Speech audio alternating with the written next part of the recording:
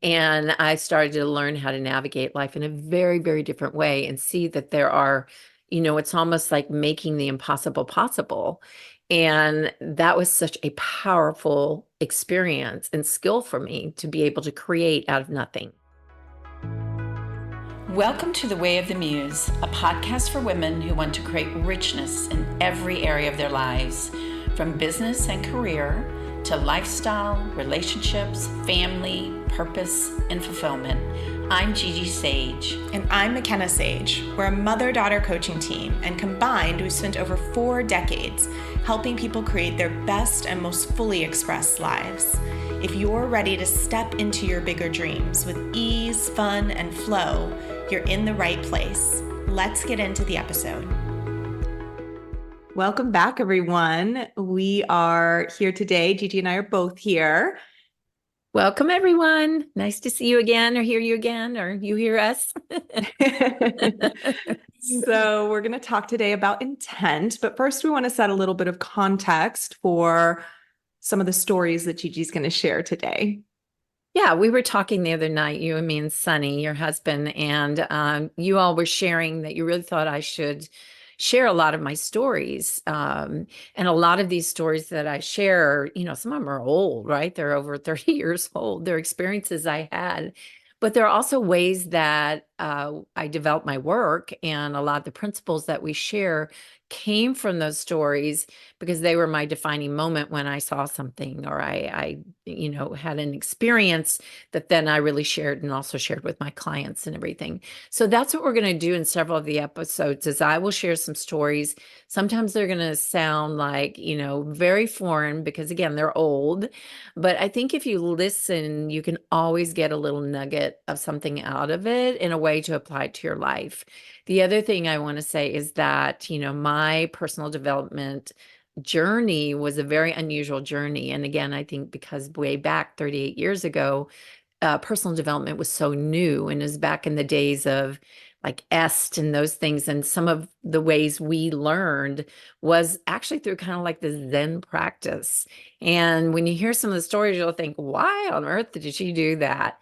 So you just have to, go along with me, be curious, and you don't need to agree with the stories. It's just, it is my experience and it is the way that I learned. Yeah, so we'll be talking about intent today, and we'll share how this applies to you, but we'll do it largely through stories, a lot of Gigi's stories and also some client stories who really learned this and took it and created incredible things in their lives.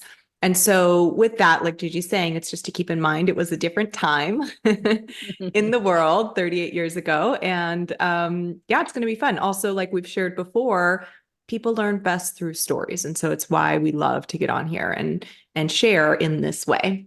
So first, let's begin, Gigi, with just giving some context around what is intent, or more so, when would someone use intent? Like why should people who are listening to this episode, how does this apply to them? Well, when you really want something badly, we've all had that experience. We want something and we create it, right? And that, in my opinion, is intent. But why don't we have that all the time? So we're going to share different stories. Sometimes that's around financial goals. It can be around, I've had experiences with clients where it's around selling a house, or it's around actually renting a house. Or I had a couple that they really wanted to move internationally. And so walking them through how to really create that, have intent to do it. So it's the difference between, I think, wanting something and sort of taking some action, but maybe waiting also and leaving it up to the universe, let's say, versus really going out for what you want is what we're going to talk about today. So how this applies to you is if you have something in your life you really want and you kind of feel like, well, maybe it's not going to happen. I think that's kind of the energy, right? And that's when intent comes in, is like, let's go for it. So, Gigi, how did you learn this? Let's go back to some of those early stories you were talking about. If you would share a couple of those around where you first really understood what intent was.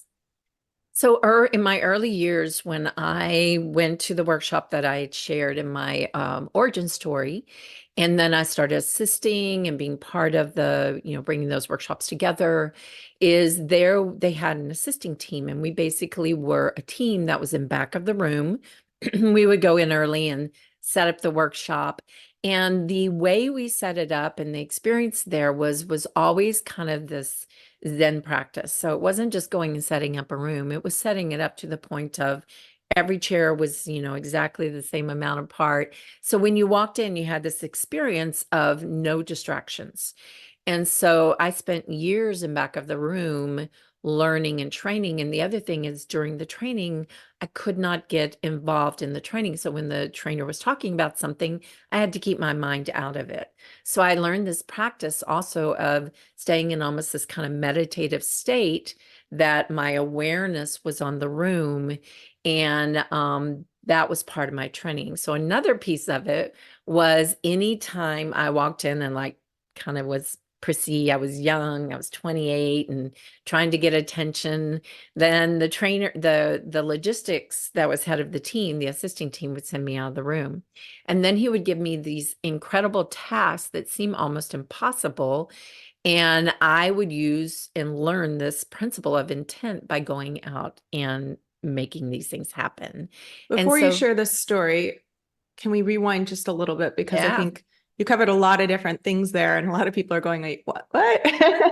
So why were you sitting in the back of the room and you had to keep your mind out of it? What's that about?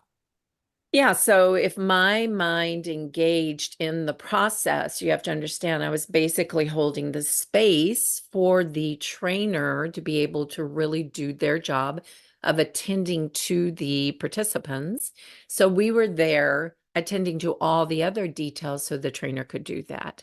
If my mind got into the process and I started thinking about, well, I don't think he said that last time he was in the workshop, or I'm going to try that out in my life next time I go out, then what would happen is basically I'm involved in the process. I'm like a participant.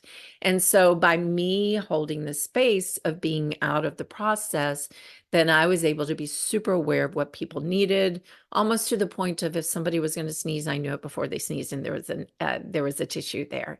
So it was learning to hold space, which we do as coaches, right, and as mentors. And this was my beginning practice there. And then with the moods part, so it's similar, but something a little different there. What was going on there that you couldn't have your kind of moods or like you said, be wanting to get the attention? I don't think you were consciously going like, I want everybody to look at me, right? But it's just kind of how I went through the world, right? It's pulling attention. So with my moods, it was a great training to understand that the impact of when I had a mood, how it got on other people. And so again, coming into this place of being in service and supporting the participants and creating this environment where they could really get in there, learn and be present. Me as being one of the team members, I had to set my moods aside. You've heard that, when you walk in the door, put your moods aside and be present. Many people have experienced that. And so in this practice of when I came in and maybe I was moody or something, then I would be sent out of the room for a while and I would be given a task to get me distracted. So I always say this is such a beautiful way that I learned. This is really how I learned to hold space for clients in coaching. This was my beginning training. But not only that, I think for people listening, and we haven't bridged into intent just yet, but I did just want to kind of go a little deeper here so people have a bit more understanding. What you're really talking about here and how it applies to people listening is it's really hugely also about your impact, like your energetic impact on other people or your environment, because people think they just go through the world and they think, oh, right, they're just in their own experience. Right. Yeah. And what you're describing is that you were taught through this almost Zen training how to be aware that even the thoughts you're thinking when you're sitting in the back of the room impact the room in some way, or the way your energy is when you're walking through the room. So I think that's just such an interesting thing. So much of when people work with us too is like starting to become aware of their impact and the ripple effect that has on all parts of your life. And if you're listening to this and you're like, I have no idea what you're talking Right. about. Just think about when, your partner's in a really bad mood and you walk in the room and you know immediately that they're in a bad mood. They don't have to say anything. They don't have to, it's like there's an energy.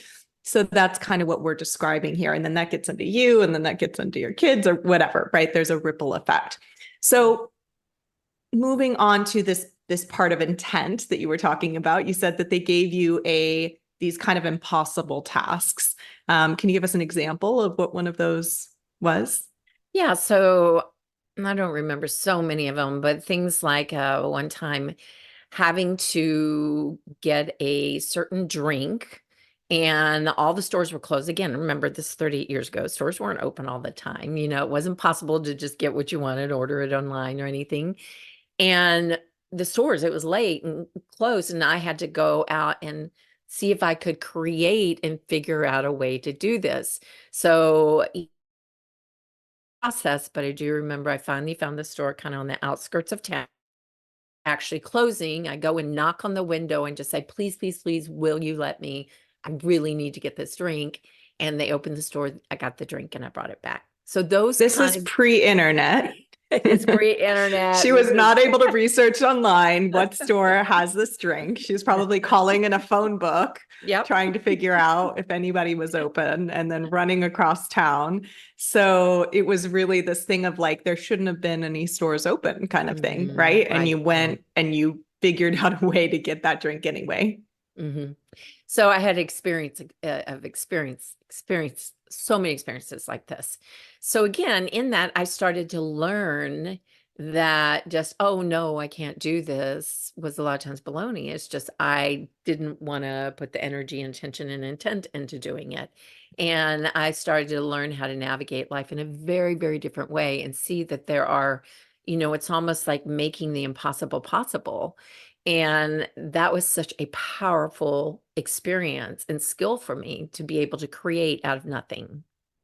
Yeah, and I think you really trained me on this in a lot of ways too, like with, I'm trying to think of a good example, but if I was trying to get in touch with someone at a hotel, let's say, and, in the past, before you really taught me this, I would just call them, leave a message, wait for them to call me back kind of thing.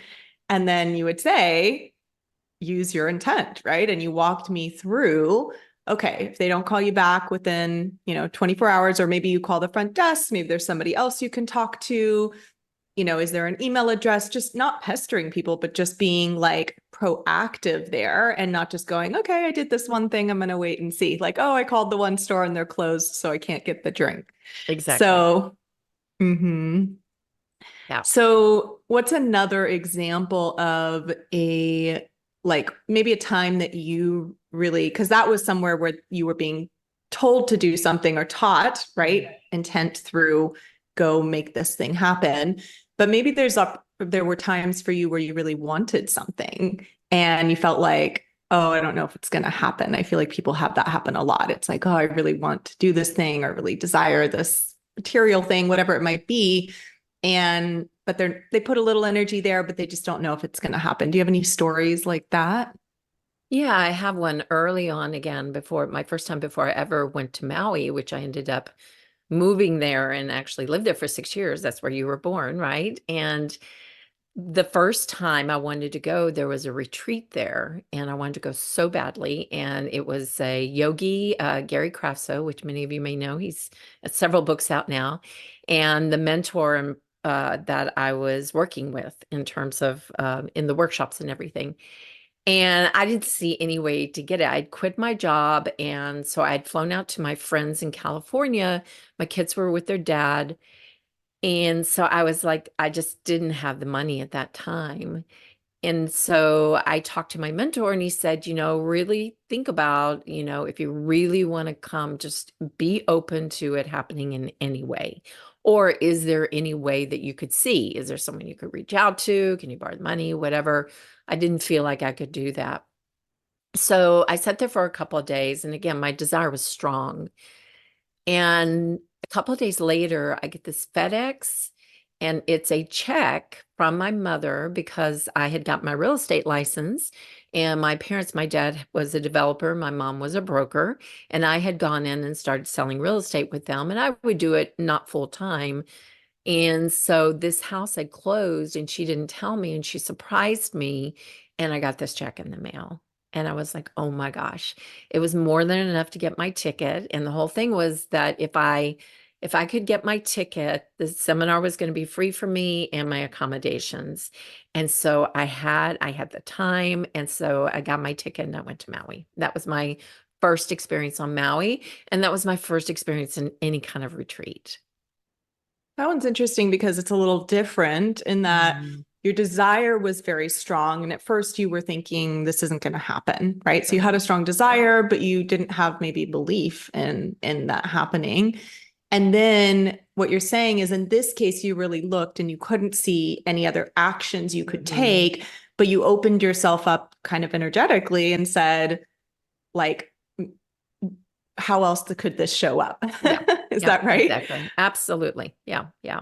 Yeah. And I Yeah. had been learning this. And so, I mean, I just left it open. I shared, people knew, maybe I even talked to my mother. I don't remember, but all I know is out of nowhere, I did not know this was coming. It was the perfect timing and it came. So, That's yeah. so great. And I want to kind of break down a few of the steps here and we'll go into some more stories, but I feel like the first step is a strong desire or a strong intent. Like, I want this thing. I'm going to go out and do whatever it takes. Is that right? Mhm. Yeah, and intent is different. You're talking, yeah, the second example where I share about the check coming in is a little different than intent because intent, and when I teach this to clients, it is very much about it's something you want or it's something that you've been trying to do and you kind of, halfway are doing it and is finally owning it and going, I'm going to make this happen. It's going to be up to me. I'm going to make this happen. And that's that step of ownership, right? And responsibility too. You helped me do this in university, I remember. Right. I When I remember. Yeah. was, yeah, I went to a private university. It was, big investment to go and had, different ways that that was possible, but then they increased the tuition every year and I didn't know that. And so one year I couldn't cover it with all the different, ways that I was making that happen. And so I felt like, I'd looked into the options and I think I had even maybe gone and talked to the student You had, aid yeah. department and they had said, there's really nothing else we can do. And so I wanted to cower, basically. I was like, Yeah. Okay, well, I don't know what I'm going to do. And you said to me, I don't remember exactly, but you said, do you remember? I think I just said, if you really want to do it, there is a way. There's absolutely a way. Yeah. So you were like, what do you have to lose? Right? Yeah. Yeah. Go for it 100%. If you had nothing to lose, if you were Yeah. fully going to go for this, then what would you do? And so I thought about it and I said, or maybe you even helped me come up with this plan. I was a straight A student. So I got my transcripts of my straight A's. I was an honors student. I went to the head of the honors department. I went to two or three of my favorite teachers and got letters of recommendation from them. I went to where I had my job on campus and I got a letter of recommendation from them. And I got this whole packet together. And I walked in to meet with, and I asked to meet with like the head of student aid. And I walk in to meet him. And I sit down, I'll never forget it, in his office, and I hand over this folder that I've created, beautiful, with my own letter in it too, talking about why I wanted to continue to go there, but couldn't. And he said to me, I've heard a lot about you. He said, he didn't even look at the folder.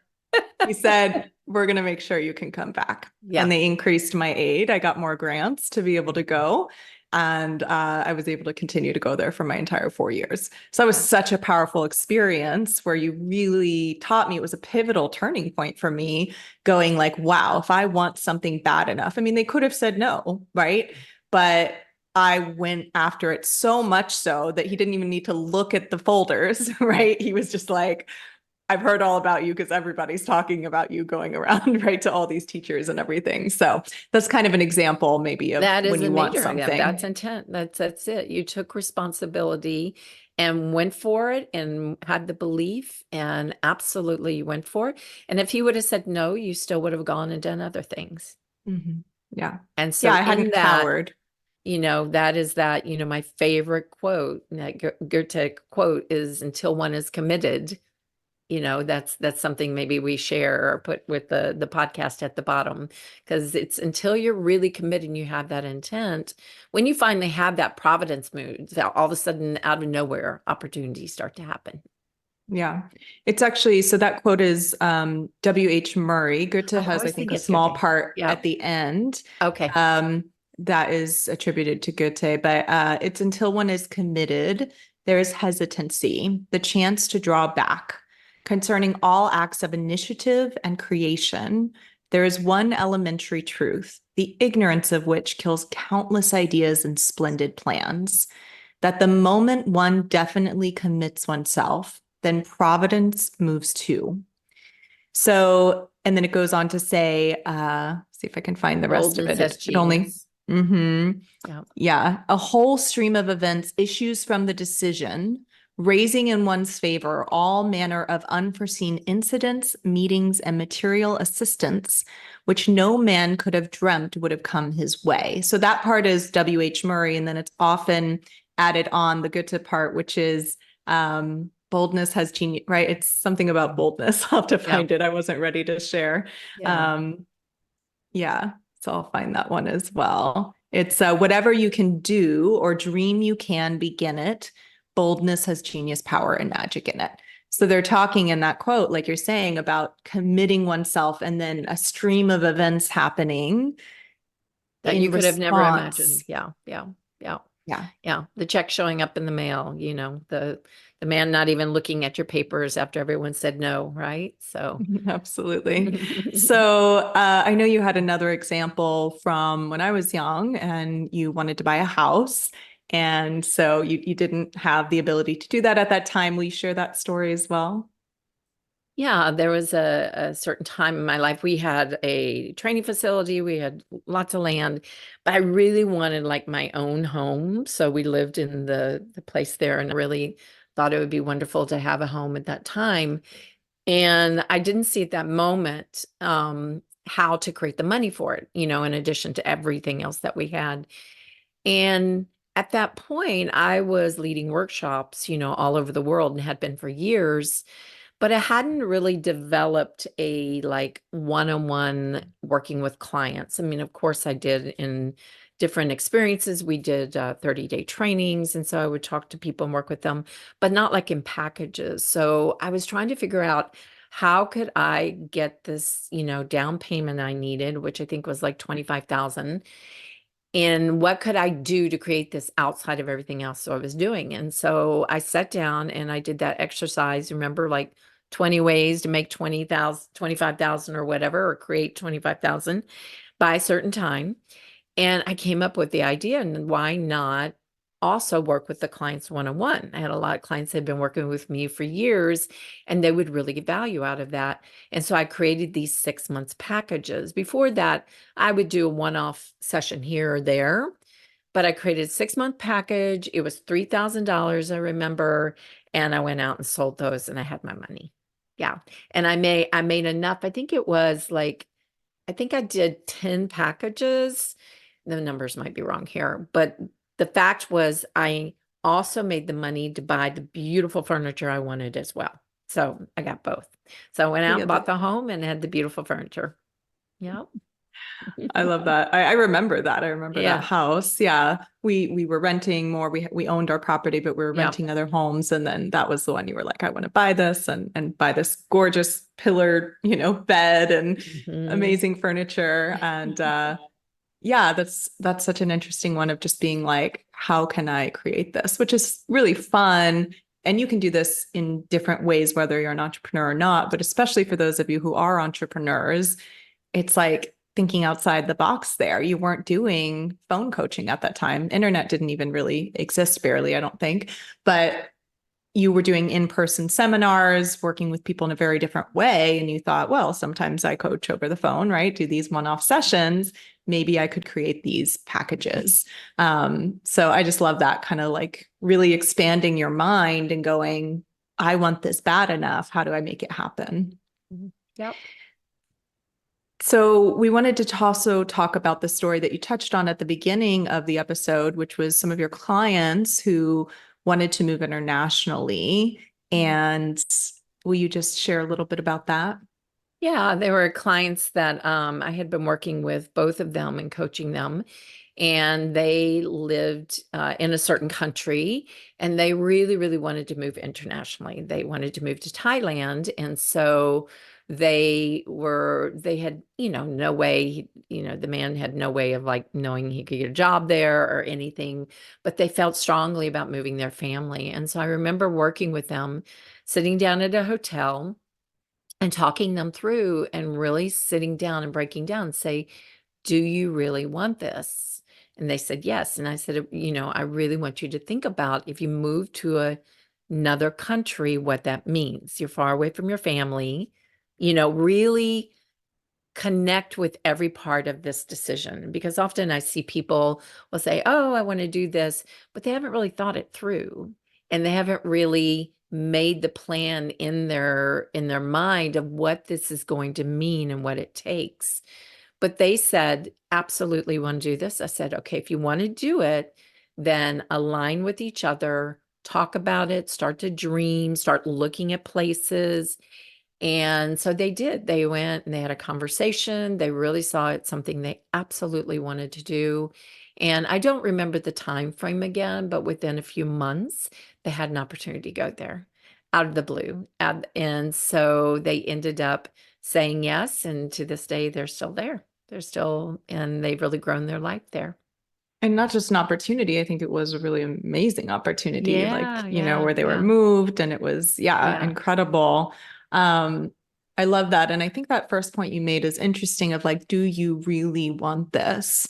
Because I think a lot of us we all have lots of desires, right? And we say, oh, I want this or I want that. It's like if someone says they want $1 million business, and like you're saying, there's the dream of what that is, and then there's the reality of what it takes to run $1 million business. And I heard it said recently, like, your problems don't go away when you get the thing you want, you just have different problems.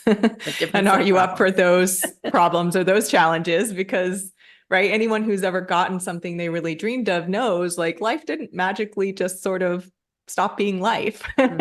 It was just a different experience. So I think that's really interesting when we're talking about intent, is to go, what do I want? And do I really want it? Can I really put myself in the place of having this and be clear that this is the experience that I want, the good side, and maybe the challenges or the problems that might be there.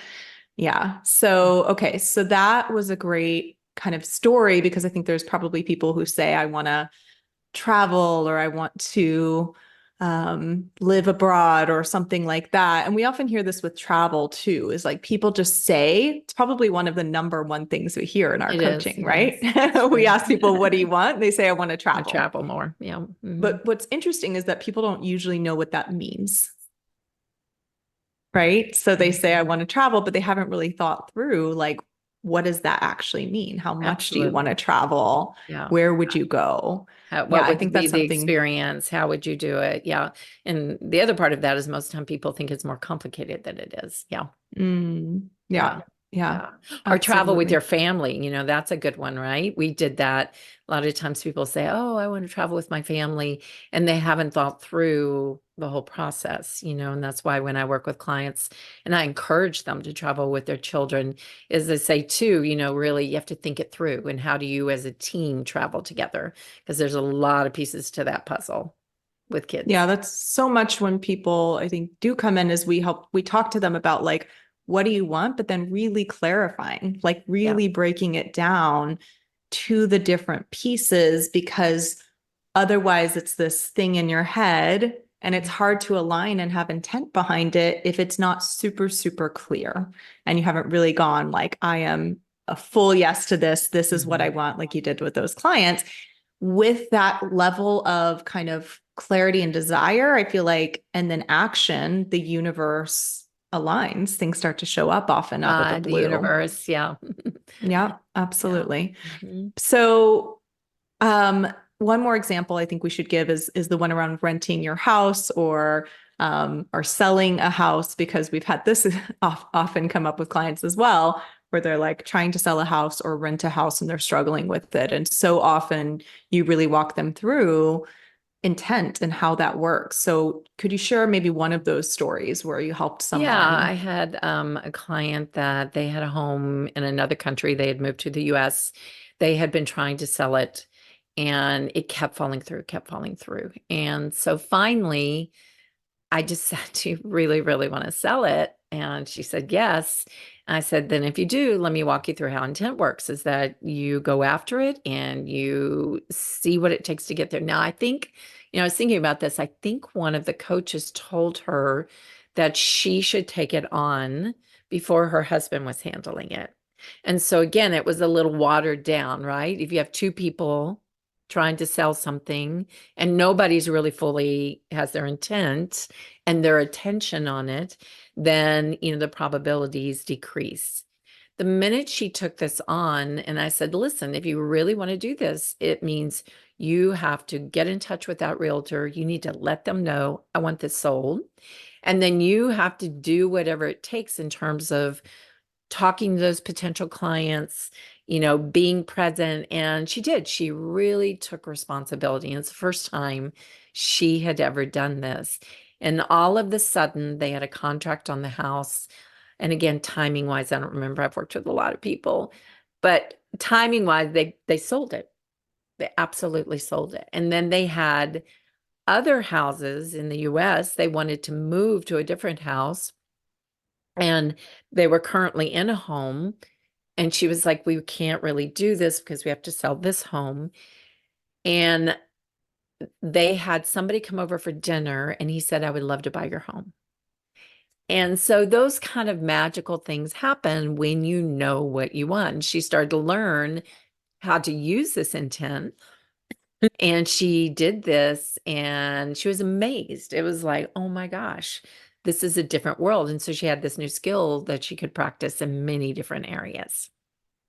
Yeah. So intent is the clarity about what you want, the desire, right? And really aligning yourself behind that and then taking on responsibility, like you're saying, like going, whatever this takes, I'm up for it. I'm going to create this. And often it's not about hard work, right? Mhm. Or pushing or pressure. It's about action with that energy behind it, where then often incredible miracles and synchronicities and things like that can happen. I don't know why that happens, but it just seems to be the way. Yeah, and I have story after story after story. Yeah, so many times in life. Yeah. So I think people can get from the stories that, like you said, it is though this ownership and then it is taking action. As you mentioned, it's not like a pressured action. It is, if this is going to happen, I'm going to make it happen. It's a fun energy. It's a great way to create in your life. It's a great way to be in your business. I'm not going to wait for these people. I'm going to get out there and be present and move this forward. And it is intentional. It is not being distracted by trying to do 10 things at once, by taking one, making that work, and then taking the next one and making that work. Yeah, and this is often like in our mastermind, we work with the women around and in our different business programs around going for their goals or their game, what they want to create in their businesses and their careers, and doing that in such a way. But often women come in and at first they pressure themselves. Yeah. They make it a stressful thing and they just think they're supposed to work harder, but that's not it. And as they work with us over time, we really see this shift where they're not coming from that place. They're coming from, like you're saying, the fun and the action and this kind of flow comes into it, right? So there's still effort, but it's so much more relaxed and in flow. And that's when things really start to show up in a bigger way.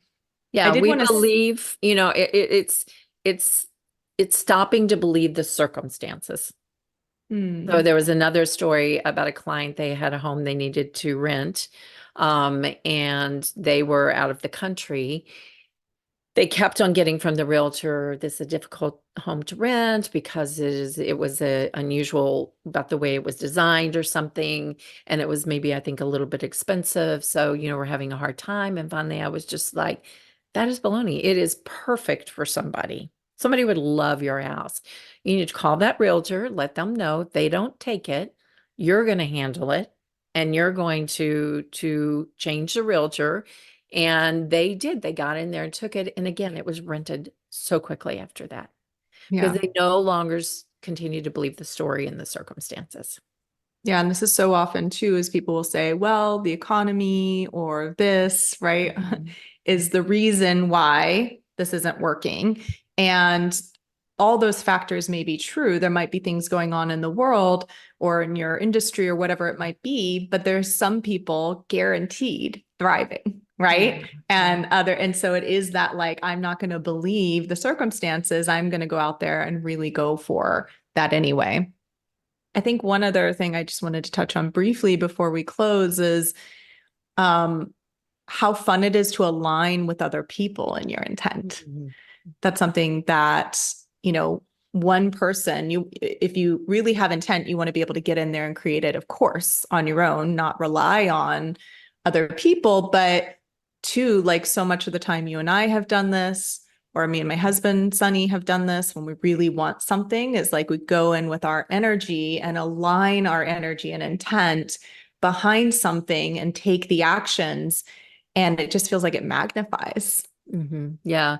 Yeah. I say, I think you become 10 times, I mean, that's my exaggeration, but it really, things 10 times more powerful when you do that, when you align with another person, when you really align and say, this is what we're going to do. There's power in that. There's power in team, right? And this is, again, I learned this way back when I was assisting workshops because our team spirit would be so aligned in being there present for the clients and setting up the room and having magical things happen because we all agreed on yes, yes, yes.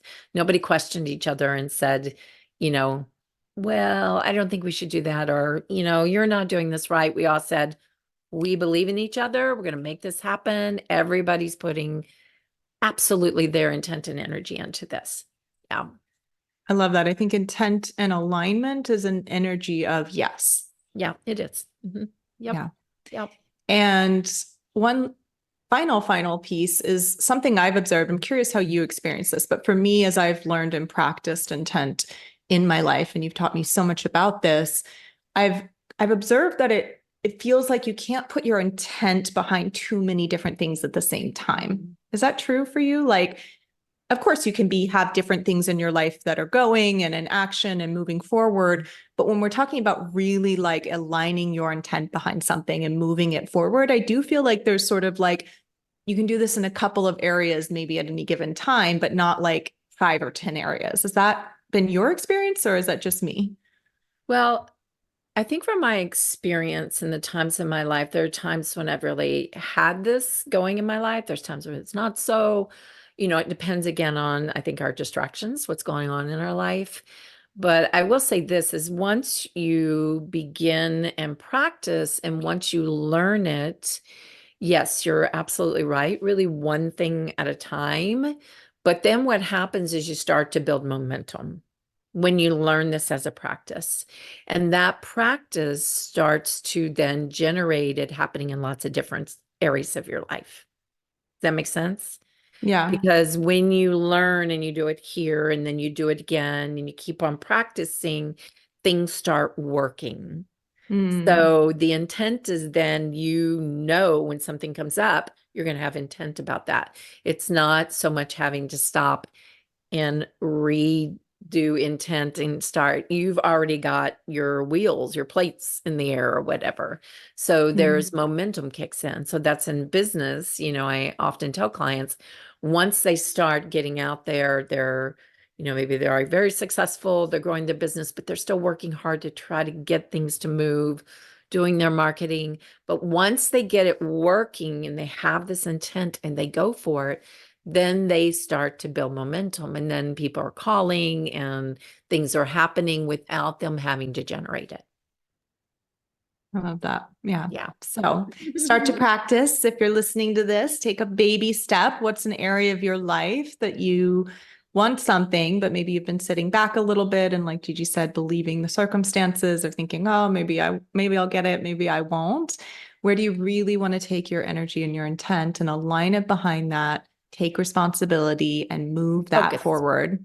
And focus. That's the thing, is in the beginning, it is focusing on that one thing and going for it. Yeah, and we'd love to hear your stories. So We if this opens would. something up for you and you have a powerful, magical experience you want to share with us, you can always email us at support@wayofthemuse.com. And as always, please rate the podcast, subscribe, share it with your friends, and we'll see you in the next episode. Thank you so much. If you love this episode and you want to go even deeper, you'll love The Collective, our monthly membership program that is 1 part personal growth and coaching, 1 part community, and 1 part fun. Think of this as the group of girlfriends you always wish you had, plus the coaching and support to step into the woman you're meant to be and the life and success you've been dreaming of. Every 8 to 10 weeks, we begin a new season, and this season is called Boss, the Way of Feminine Business. It's all about growing your success with more ease and flow, and creating not just the income you want, but the lifestyle and fulfillment too. You can join the monthly membership for just $197 or sign up for the year and get an all-access course pass and enjoy huge savings on your annual membership. Learn more at wayofthemuse.com/collective.